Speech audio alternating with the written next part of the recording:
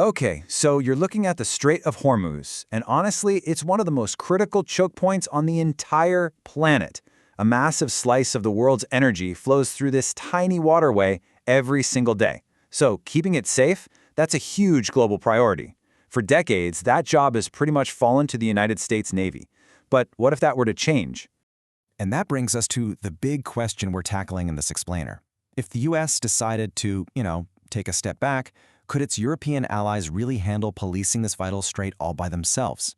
The answer to that has some enormous strategic and economic consequences for all of us.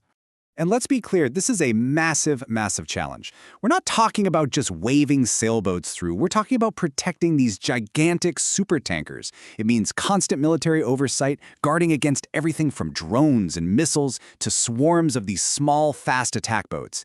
It is a really complex, super high-stakes operation. All right, so let's start by looking at the European side of the equation. What kind of naval power could they actually put on the water in the Gulf? Well, on paper, Europe has some pretty serious contenders. You've got several nations with very capable, very modern naval forces. We're talking about the big players like the French Navy, Britain's Royal Navy, and the navies of Italy, Spain, and Greece. All of them have a ton of experience operating in tricky maritime environments. And they bring some serious hardware to the table. We're talking modern frigates, destroyers, advanced helicopters. France can even deploy its aircraft carrier, the Charles de Gaulle. And these aren't just any old warships. They are built for exactly this kind of work, escorting tankers, spotting small boat threats, and defending against missiles.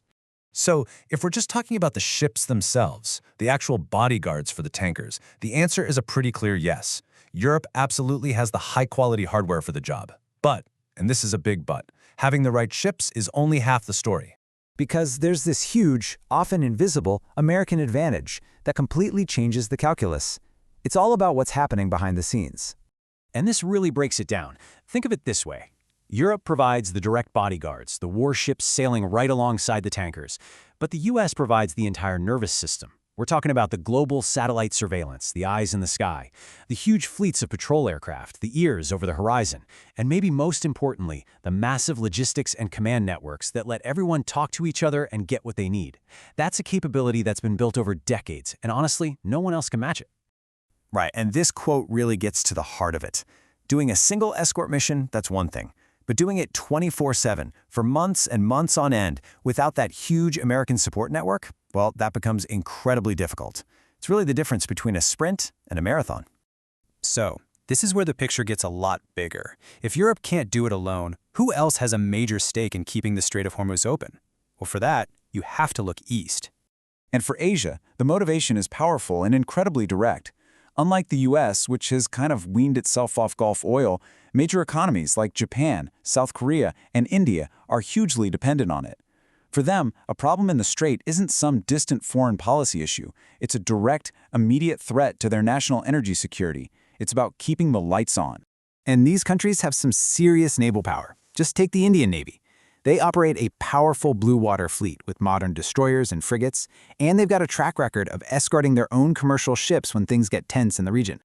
Then you've got Japan. As a massive importer of Gulf oil, its maritime self-defense force operates some of the most advanced warships you'll find anywhere.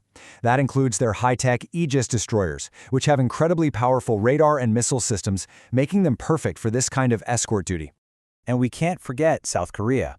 Their Navy also has modern destroyers and, crucially, a lot of experience in these kinds of long-distance security missions, including previous deployments right there in the Gulf region. And what's really important here is that this isn't just a theory. These navies have already worked together on major multinational missions, like the anti-piracy patrols off the coast of Somalia. They've proven that they have both the political will and the real-world ability to operate far from home. Okay, so we've got capable navies from Europe, and we have capable navies from Asia, so what does it look like when you actually put them all together? How would this whole thing work on the water? Well, the mission could be set up with a really clever division of labor. You could have, say, Indian and French ships covering the long approaches in the Arabian Sea. You'd have Japanese and South Korean navies at the eastern entry point. The core European navies could patrol the central, narrowest part of the strait, and the local Gulf state navies could handle the western side. Together, you'd create this continuous, layered defense. But, and you see the pattern here, even in this truly multinational setup, the U.S. remains the operational backbone. It's the American intelligence, the surveillance, the command networks. That's the stuff that would allow all these different navies from different countries to actually coordinate and act like a single unified force. So after looking at all these pieces, what's the final call? What's the answer to our original question? So here's the bottom line. Europe brings the top-tier escort ships. Asia brings the numbers and helps share the load because, frankly, they need the energy to flow. And the United States provides that irreplaceable support structure that holds it all together. So the conclusion is pretty clear. A coalition isn't just one option. It's really the most realistic and effective model.